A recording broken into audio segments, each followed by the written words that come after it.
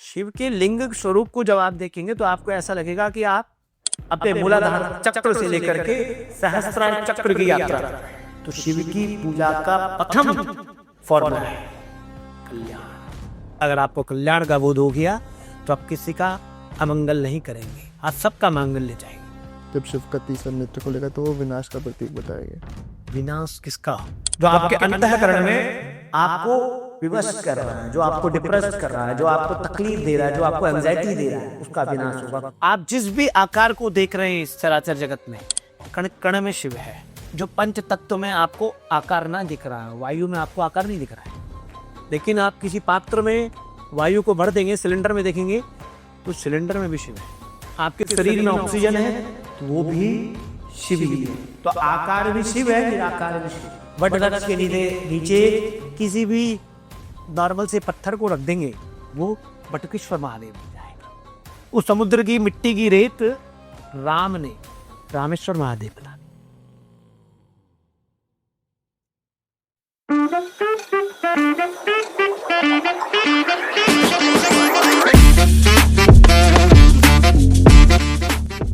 मोहित जोशी जी, नमस्कार।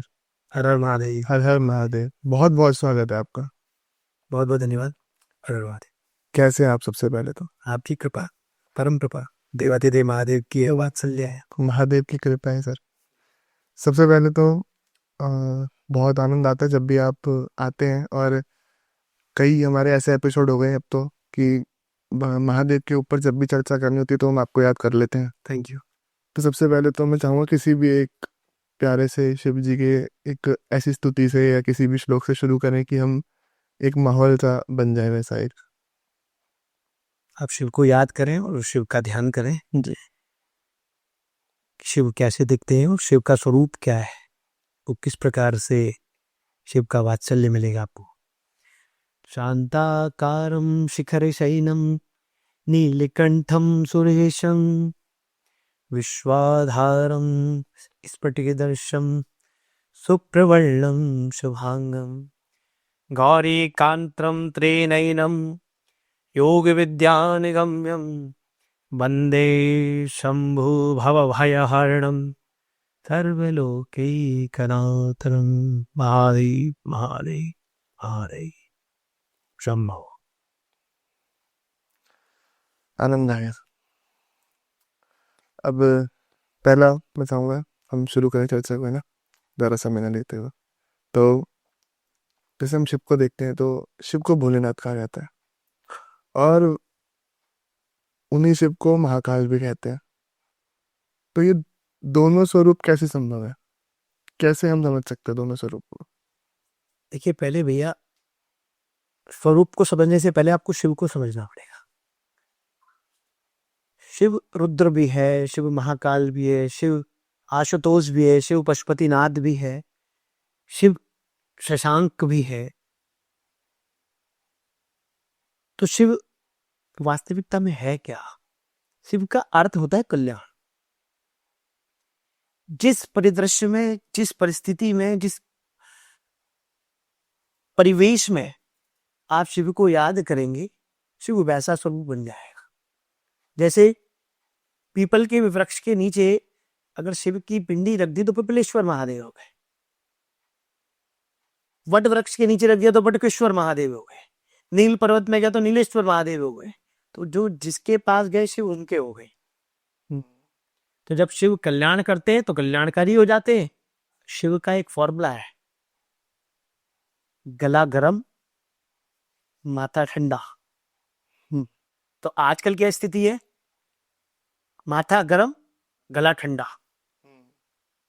लेकिन शिव से अगर हमने सीखना है तो गला गरम माथा ठंडा।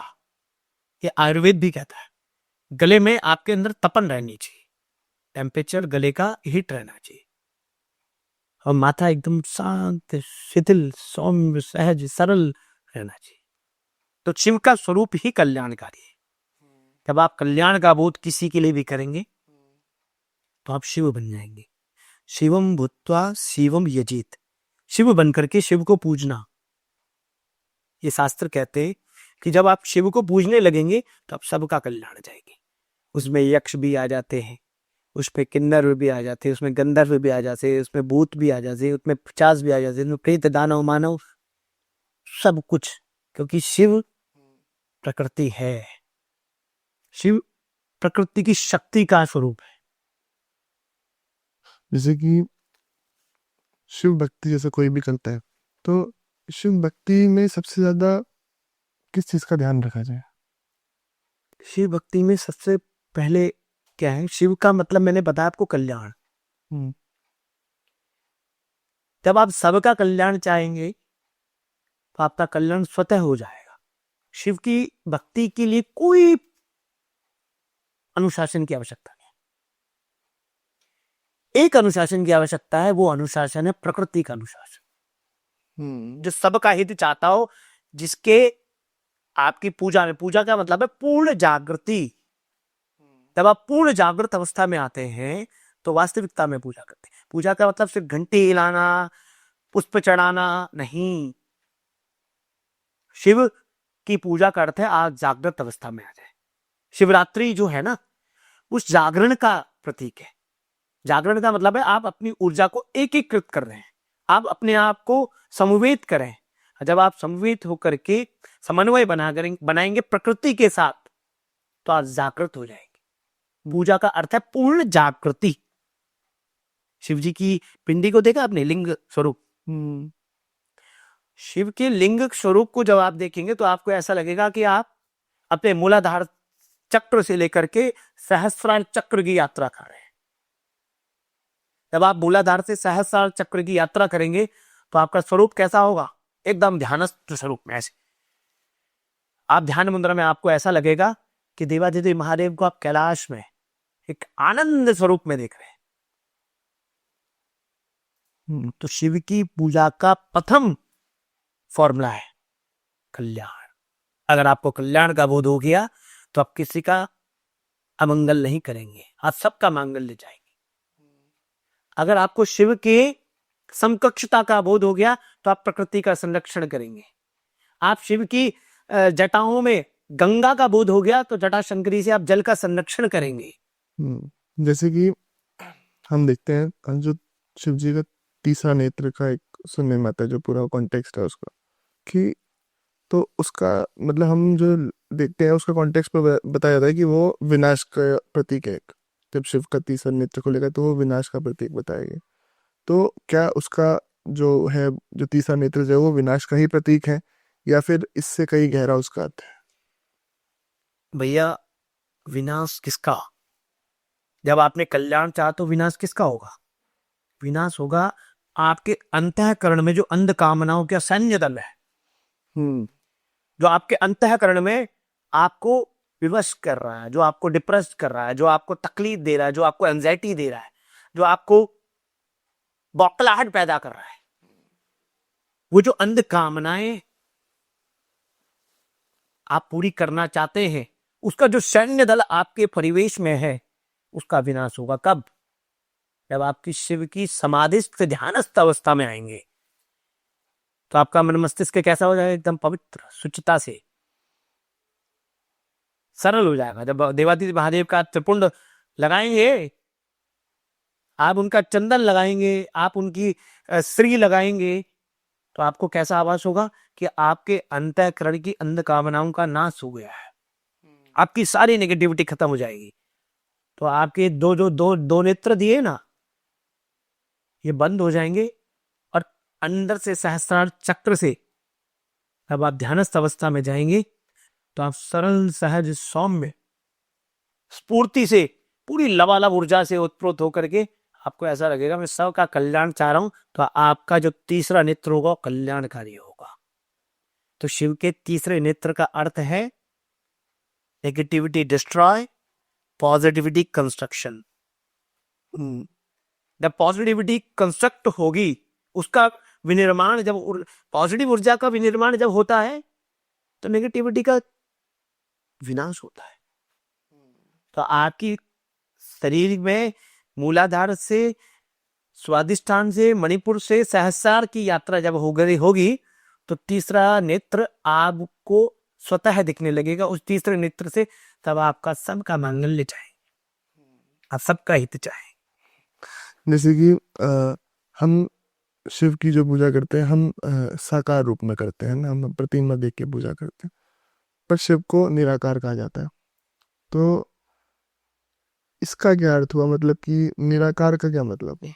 देखिए शिव जो है वो पूर्व से अपूर्व से भी पूर्व से भी पूर्व है।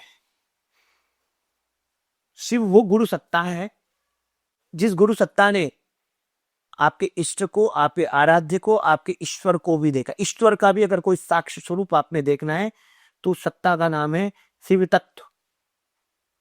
वो शिव तत्व गुरु सत्ता क्या है? वंदे बोध वयम नित्यम गुरु शंकर रूपणम।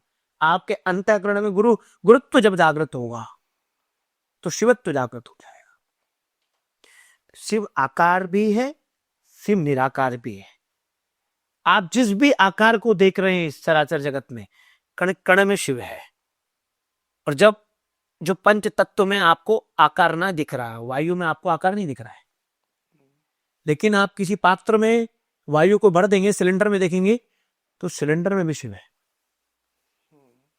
आपके शरीर में ऑक्सीजन है तो वो भी शिव ही है। आपके मस्तिष्क में जो बुद्धि है वो भी गुरु सत्ता, वो शिव ही है। तो आकार भी शिव है, निराकार भी शिव है। शिव मांगल्य भी और अमंगल भी है। शिव शून्य भी है, शिव इकाई भी है। दक्ष प्रजापति शिव को क्या कहते हैं कि अमंगल है। शिव का जो स्वरूप बोला जाता है बहुत विकराल है, विराट है। लेकिन मां भवानी को शिव का स्वरूप कैसा लगता है? कर्पूर गौरम करुणावतार। वो कपूर के समान गोरा, एकदम अट्रैक्टिव लग रहा है। और करुणा, उनके नेत्रों में करुणा दिख रही है। तो मां भवानी आदिशक्ति जगदम्बा शिव को बहुत उनको देखती रहती है उस सहजता में, उनके ध्यान से।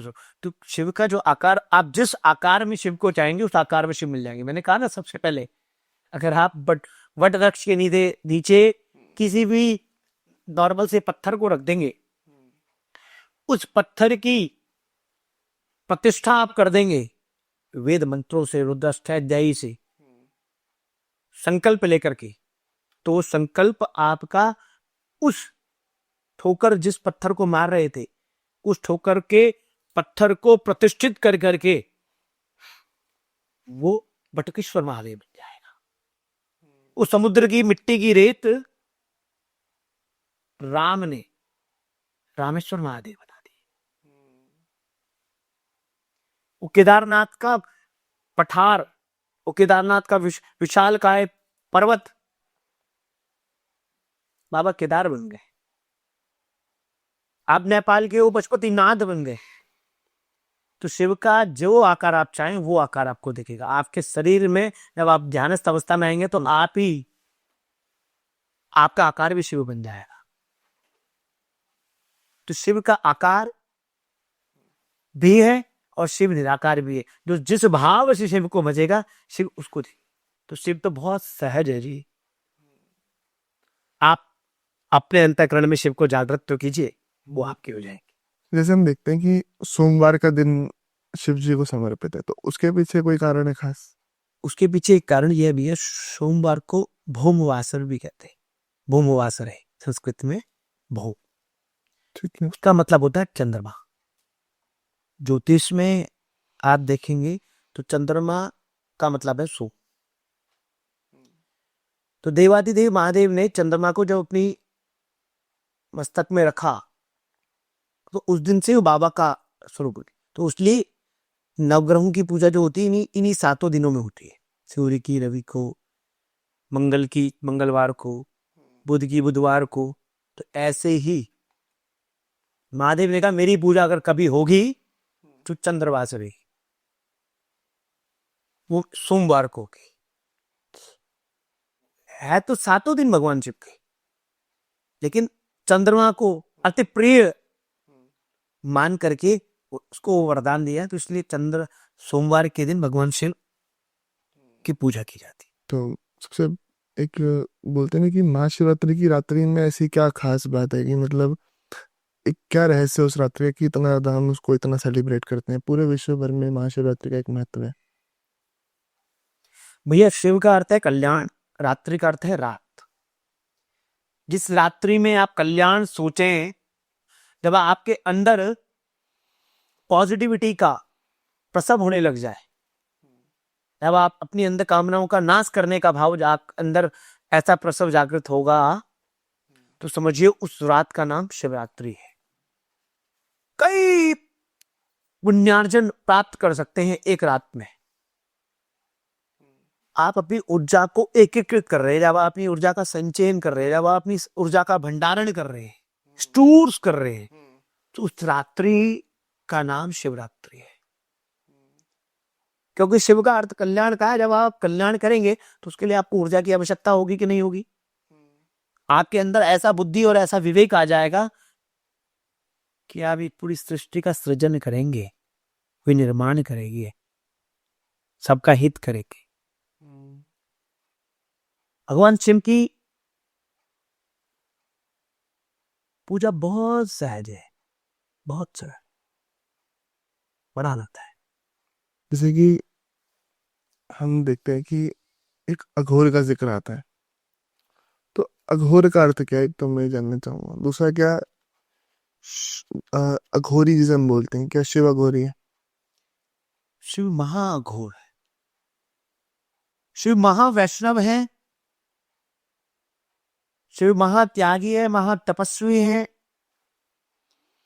शिव महाअमंगली भी है और शिव महामांगल्यवान भी है, महाकल्याणकारी।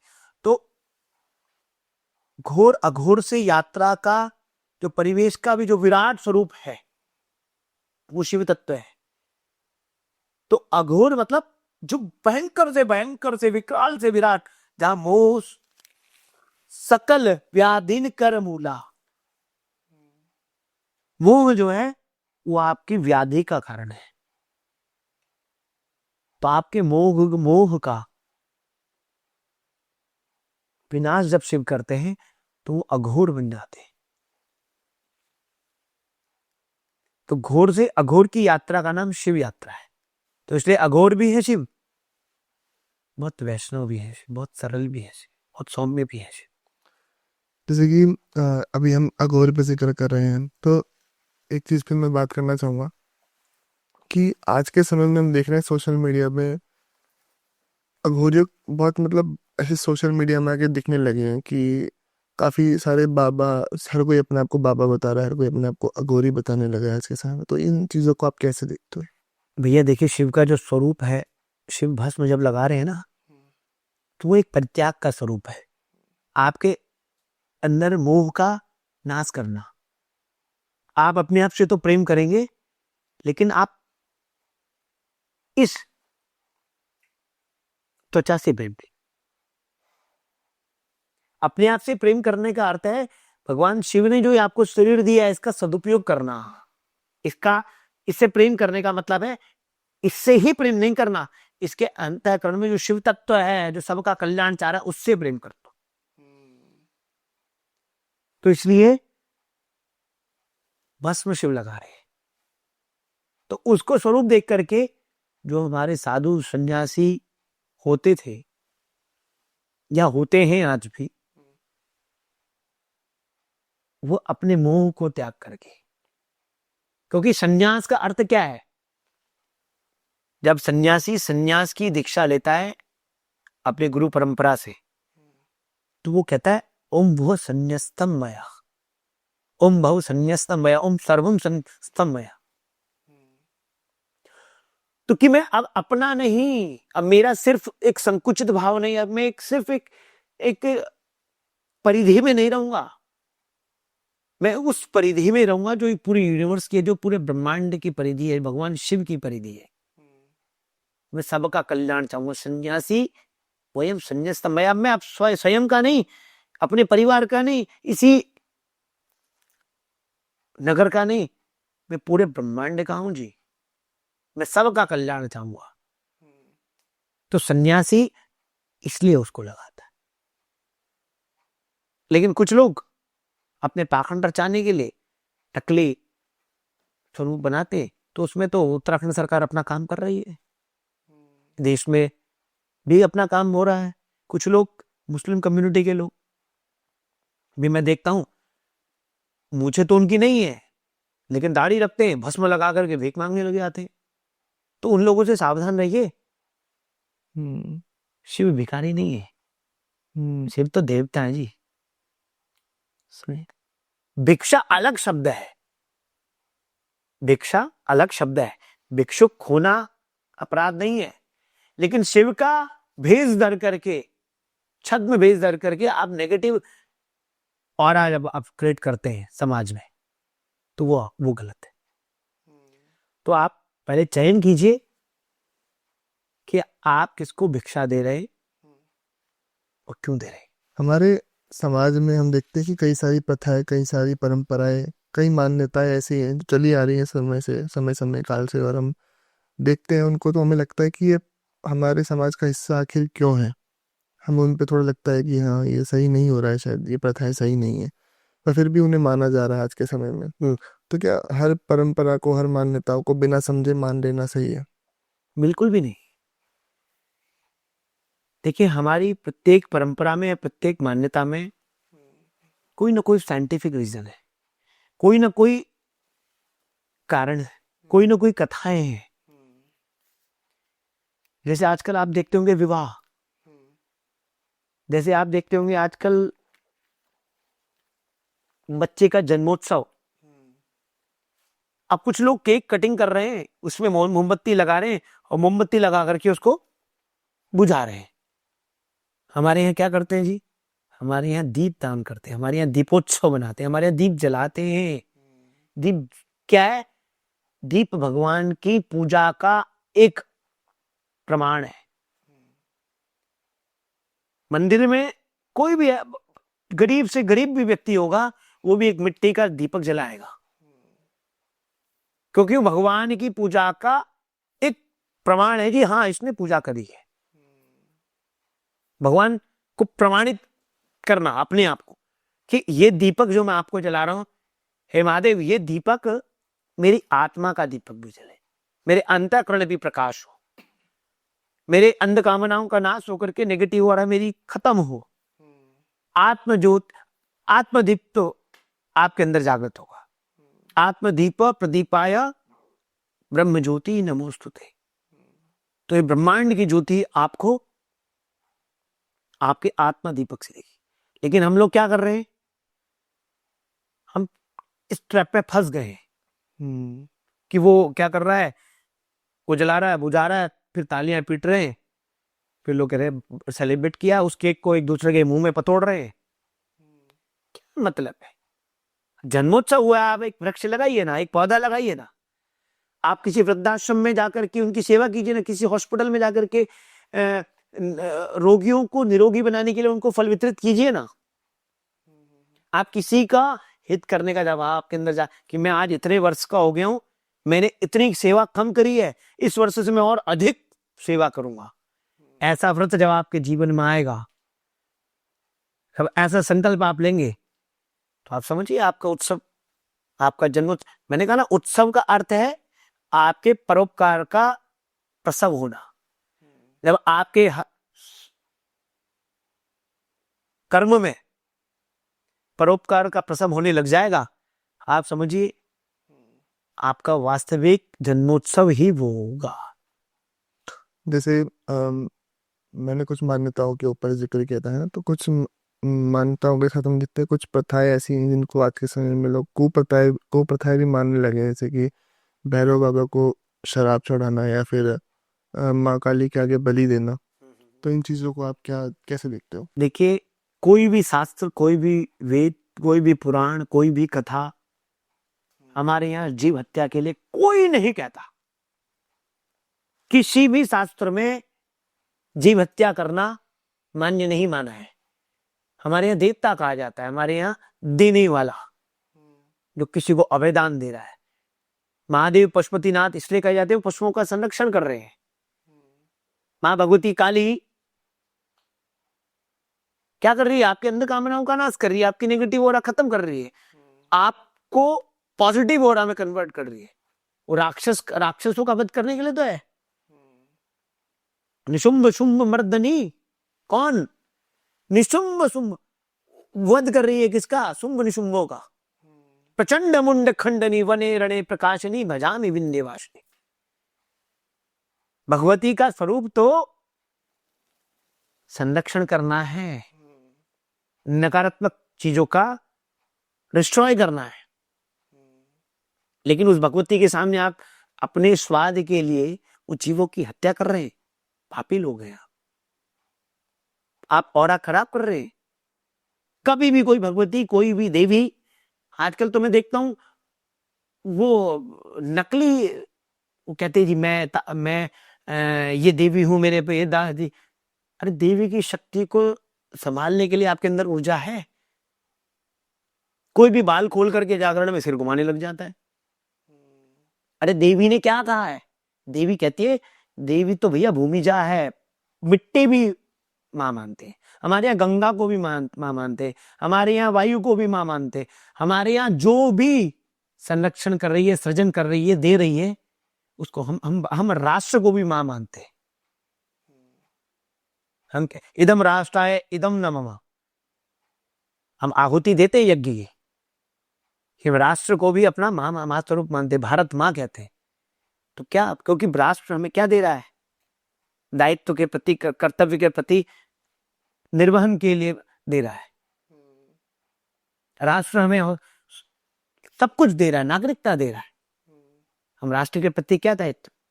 ऐसे ही भगवती हमें क्या देती है? भाव देती है। भगवती हमें बुद्धि देती है। या देवी सर्वभूतेषु बुद्धि रूपेण संस्थिता नमस्तस्यै नमस्तस्यै नमस्ते। हे मां भगवती, ऐसी बुद्धि देना इन सबको, जो एक निर्जीव, जो एक सजीव, जो एक बेजुबान प्राणियों की हत्या कर रहे हैं, उनको एक ऐसी सद्बुद्धि देना मां। या देवी सर्वभूतेषु शांति रूपेण संस्थिता, शांति का परिचय है मां भगवती, कल्याण का परिचय है मां भगवती। निशुंभ शुंभ मर्दनी प्रचंड मुंड खंडनी वने रणे प्रकाशनी भजामि विंध्यवासिनी। ललस्तु लोल, मां भगवती का स्वरूप ही कल्याणकारी है जी। और मां के नाम पर पे आप मां के पुत्रों का वध कर रहे हैं, पापी हैं। हाँ, भैरव का स्वरूप विकराल है, लेकिन हरिद्वार में आप जाइए ना, आनंद भैरव है, आनंद स्वरूप है। यहाँ के हरिद्वार के कोतवाल जो हैं, हरिद्वार मायापुरी नगर के जो कोतवाल हैं, उनका नाम है आनंद भैरव। आपने सब जगह देखा होगा काल भैरव, क्योंकि वो शिव का ही स्वरूप है। तो ये नहीं, वो एक आयुर्वेदिक तत्व का अर्क चढ़ाया जाता था, ये नहीं। ये सब कुप्रथाएं, इसमें गवर्नमेंट ने बैन भी लगा दिया और होगी बंद। आप देखिए कहीं भी बलि नहीं दी जाती है। बलि का अर्थ क्या है? त्याग से। राजा बलि को आपने सुना होगा, 3 पग घूम भी भगवान नारायण मांगने के लिए, जिसके दरबार में साक्षात नारायण भिक्षुक बन के गए। बलि दी जाती है नारियल की, बलि दी जाती है पेठे की, कद्दू की, बलि दी जाती है आपके अंदर कामनाओं की, बलि दी जाती है आपके अंदर जितनी नेगेटिविटी है, बलि दी जाती है आप किसी का के प्रति दुर्व्यवहार ना करें, उसके दो ना बलि। आप ऐसा व्रत बनाइए कि मेरे माध्यम से महादेव सबका हित हो, माँ भगवती सबका मांगल्य हो। मोहित जी, जैसे कि अभी हमने काफ़ी सारी चीज़ों पर बात करी, अभी हाल ही में एक घटना घटी है, तो मैं चाहूँगा कि इस पर भी थोड़ा सा मैं आपसे आपका एक पॉइंट ऑफ व्यू जानूँ। तो अ, अभी हाल ही में आपने भी सुना होगा, देखा होगा कि शंकराचार्य जी के ऊपर एक मतलब वो जो चीज़ें हुई, जो पूरी वो कंट्रोवर्सी अभी हुई कि उन पर हमला किया गया है ना, उनकी पालकी नहीं जाने दी, फिर पुलिस ने लाठीचार्ज किया, उसके बाद उनके शिष्य को भी मारा गया। तो इसके ऊपर आपकी क्या राय है, कैसे देखते हो आप? देखिए भैया, भगवान आद्य गुरु शंकराचार्य की परंपरा आज की नहीं है। हम्म, ये मेलाधिकारी आज के हैं। हम्म, जब आप देखेंगे एक डीएम आता है तो उसका एक प्रोटोकॉल है, एक एमएलए आता है उसका एक प्रोटोकॉल है, एक एमपी आता है उसका एक प्रोटोकॉल है, एक राष्ट्रपति आता है उसका एक प्रोटोकॉल है, तब एक वरिष्ठ उद्योगपति आता है उसका एक प्रोटोकॉल है। उसी प्रकार से कोई अच्छा संपन्न आदमी आता है उसके लिए भी आप पुलिस प्रशासन लगा देते हैं, उसके लिए भी आप व्यवस्था लगा देते हैं, रेड कारपेट बिछा देते हैं। एक सीएम आएगा तो उसका भी एक प्रोटोकॉल है। तो भगवान शंकराचार्य की परंपरा से दीक्षित, जो आपकी सनातन परंपरा का सबसे बड़ा ध्वजवाहक कहा जाता है भारतीय परंपरा में, वो व्यक्तित्व, वो त्यागी तपस्वी सन्यासी मां गंगा की गोद में स्नान करने के लिए जाता तो आप उसको प्रोटोकॉल नहीं देते, आप उनके प्रोटोकॉल का उल्लंघन करते हैं, आप उस सनातन परंपरा का उल्लंघन कर रहे हैं। मैं बात कर रहा हूं वहां के मेलाधिकारी की, क्योंकि उसे बोध नहीं है कि उस परंपरा का क्या सम्मान होता है। वो पूछ रहा है, वो क्वेश्चन लगा रहा है जी कि आपको किसने अरे भैया तेरा काम थोड़ी है, वो चारों शंकराचार्यों का काम है। एक आईएएस क्रैक करा हुआ व्यक्ति क्या पूछेगा शंकराचार्य जी से? अरे ठीक है, तुमने आईएएस क्रैक किया, आप उनकी व्यवस्थाओं को बनाइए, आप संवैधानिक तरीके से वो पूरा चल रहे थे।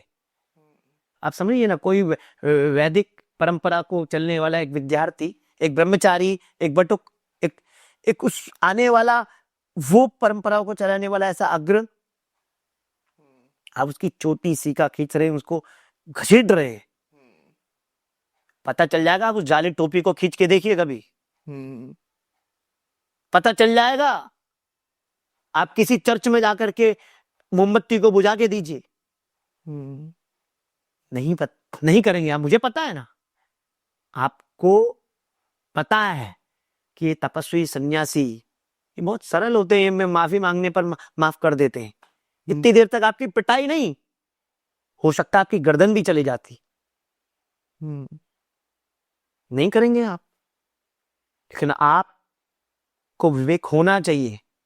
मैं वहां के प्रशासन से यह आग्रह करता हूं कि आप माफी मांगिए। आप देखा आपने एक धर्म सम्राट कारपात्री पर किस प्रकार से गोलियां चलाई थी, तो चले गई कांग्रेस, खत्म हो गई। योगी जी निश्चित तौर पर एक सनातनी है, एक तपस्वी है, एक योगी है, वो जानते हैं परंपराओं का सम्मान करना, और इसमें उनकी सरकार ने, डिप्टी सीएम ने उसमें खेद जताया है।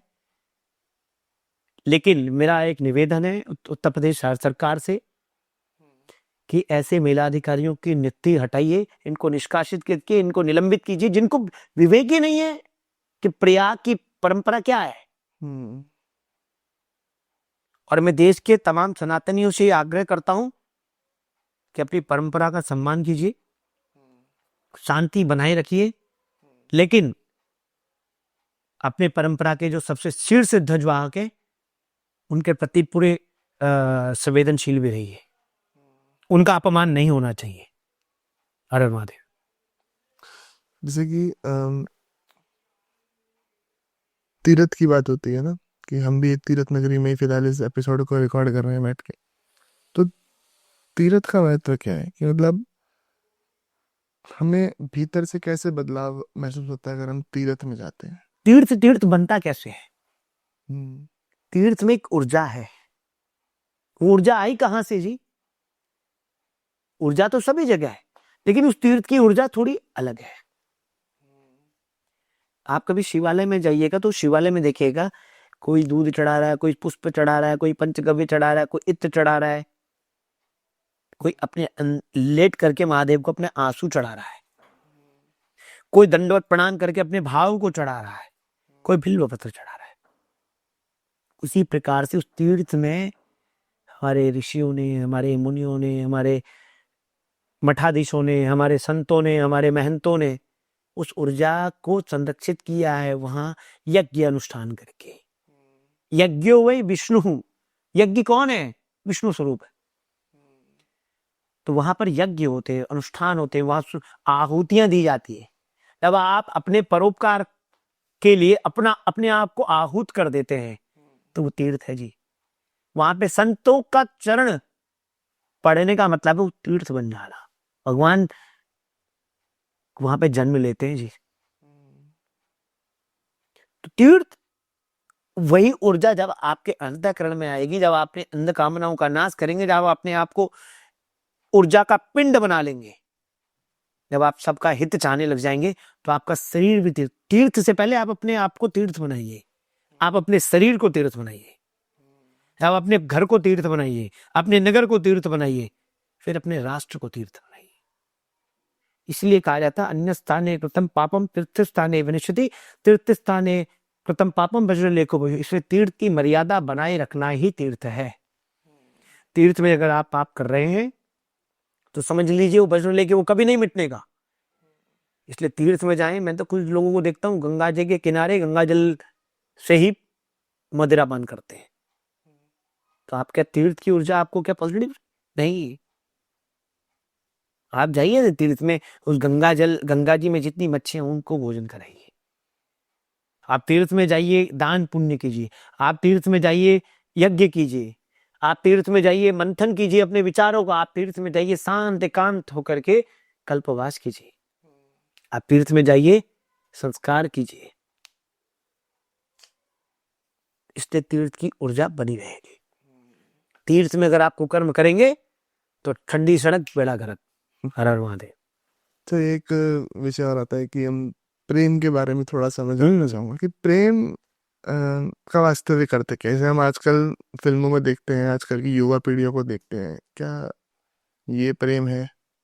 अगर ये नहीं है तो वास्तविक प्रेम क्या है? भैया प्रेम का अर्थ है सर्वतो भावो समर्पणा।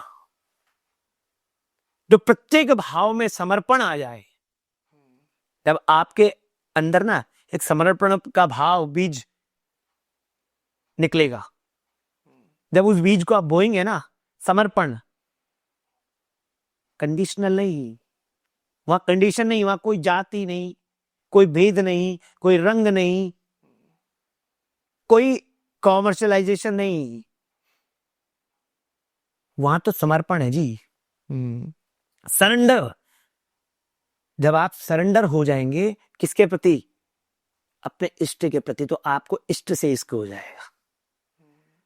आप अपने शरीर को बलिष्ठ बनाने के लिए शरीर से सबसे पहले स्वयं से प्रेम करें, क्योंकि इस परमात्मा ने आपको सोचने के लिए, समझने के लिए, बोलने के लिए, देखने के लिए, सूंघने के लिए शरीर दिया है। पहले स्वयं से प्रेम करें। तो आप स्वयं से प्रेम करेंगे तो सबसे प्रेम कीजिए। फिर आपको जिससे भी प्रेम हुआ है, प्रेम का अर्थ है कि आपको जिससे भी प्रेम होगा, आपके उसके अंतःकरण में, आपको उसके स्वरूप में आपके इष्ट का दर्शन होने लग जाएगा, क्योंकि आप अपने इष्ट के आगे सरेंडर हो जाते हैं ना। अगर आपको शिव से प्रेम है, शिव के आगे पूरे नतमस्तक है। अगर आपको किसी वृक्ष से प्रेम हुआ तो वृक्ष को कटने के लिए ना, जब वृक्षों का कटान होता है तो वनोन्मूलन को रोकने के लिए, वनों के कटान को रोकने के लिए चिपकू मूवमेंट बन जाता, तो समझिए प्रेम हुआ वृक्षों से। जब प्रेम पशुओं से होता है तो पशुपति नाद बन जाते हैं। जब प्रेम कृष्ण से होता है तो मीरा बन जाती है। जब प्रेम राधा से होता है तो कृष्ण बन जाते हैं। जब प्रेम स्वयं से होते हैं तो बलिष्ठ बन जाते हैं। तो आजकल मैं देखता हूँ लोग संबंध बनाने जाते हैं, लोग रिश्ते देखने जाते हैं, लोग देखने जाते हैं कि मैं कन्या को देखने जाता हूं, मैं पुरुष। तो देखते हैं कि मेरी बेटी का विवाह अगर होगा तो उसकी अट्टालिकाएं कितनी बड़ी हैं, उसकी मंजिलें, बहुमंजिली इमारतें कितनी बड़ी हैं, उसके पोर्च में, आंगन में खड़ी हुई गाड़ी कितनी विराट है, वो कितने कंपनियों का मालिक है। कुछ लोग ही देखते होंगे जो उसके अंदर सद्भाव को, सद्विचारों को, सब शिव संकल्प को देखते होंगे। आज जब अपनी बेटी के लिए वर्ण करने के लिए उसके वर को देखने, खोजने जा रहे हैं, तो आप देखिए वो प्रकृति के प्रति कितना सद्भावी है, वो समाज का कितना हितैषी है, वो परिवार के कुटुंब को किस प्रकार से जोड़ करके रख पाएगा, उसका इंटरेक्शन अपने छोटों का आदर, बड़ों से प्रेम किस भाव का है, वो अपने अभिवादनशीलस्य नित्यं बद्धोपसेविनः चत्वारि तस्य वर्धन्ते आयुर्विद्या यशो बलम। कि वो किस प्रकार का अभिवादनशील व्यक्ति है। जब कोई व्यक्ति अभिवादनशील होता है तो उसकी 4 चीजें बढ़ती हैं। कौन? अभिवादनशीलस्य नित्यं वृद्धोपसेविनः चत्वारि तस्य वर्धन्ते आयुर्विद्या यशो बलम। जिसके पास आयु भी होगी, यश भी होगा, बल भी होगा और विद्या भी होगी, समझ लीजिए वो आपका वर बन सकता है। वो कब होगा? जब आप पोलाइटनेस होंगे, जब आप विनम्र होंगे, जब आप अभिवादनशील होंगे, जब आप किसी के प्रति कृतज्ञ होंगे, प्रकृति के प्रति, शिव के प्रति, अपने माता पिता के प्रति, अपने राष्ट्र के प्रति, अपने कानून संविधान के प्रति, अपने मोहल्ले के प्रति, अपनी राष्ट्रीयता के प्रति। तो प्रेम तो भैया सर्वतो भावो समर्पणा। जब आप किसी से प्रेम करेंगे ना, तो प्रेम गली अतिसाकरी जामे दून समाए। प्रेम तो एकत्व का भाव देता है जी, एक बन जाता है जब आदमी। जब आपको किसी से प्रेम होगा, वर को वधु से प्रेम हुआ, किसी लड़के को लड़की से यदि प्रेम हुआ है, तो एक संकल्पित होकर के सबका मांगल्य चाहेंगे। पति को पत्नी से प्रेम होने का अर्थ है कि वो पूरे कुटुंब को एक साथ लेकर के अपने विचारों को एकत्रित होकर के अपनी ऊर्जा का एकत्रीकरण करेंगे और मांगल्य जाएंगे, विनाश नहीं। और प्रेम अगर होता है तो अपनी इष्ट से होता है, अपनी परमात्मा से होता है, क्योंकि प्रेम अलौकिक वस्तु है। अगर आपको कुछ हुआ है तो मोह हुआ है, आकर्षण हुआ है, प्रेम नहीं हुआ है। क्योंकि प्रेम तो समर्पण है।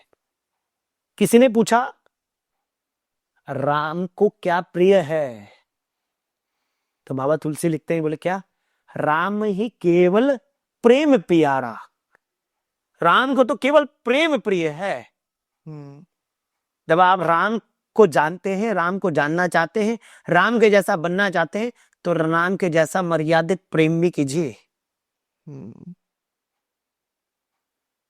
कि पूरे समुद्र को 1 सेकंड में सुखा भी सकते हैं, लेकिन मर्यादित भाव से विनय न मानो जड़ दी जला गए 3 दिन बीत, बोले राम सकोप बनो भाई बिन होय न प्रीत।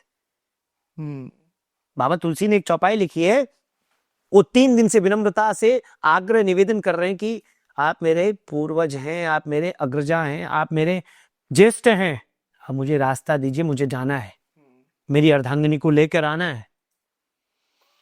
तो जब समुद्र नहीं मानता है तो ये चौपाई बाबा तुलसी लिखते हैं, तो एक प्रत्यंचा जब वो चढ़ाते हैं तो समुद्र तुरंत शरणागत हो जाता है। शरणागत दीनाथ परित्राय परायणे सर्वशक्ति हरे देवी नारायणी नमोस्तुते। तो वहां पर जो शरणागत भाव में जब आता है, सरेंडर आ जाता है, तो राम को प्रेम जागृत हो जाता है, तो जानकी आती है। तो प्रेम आपको अनुशासित करता है, स्वयं के प्रति भी और आपकी प्रेमिका के प्रति भी। यदि आपको प्रेम करना है ना, तो सीखिए राम से, सीखिए कृष्ण से, सीखिए शिव से।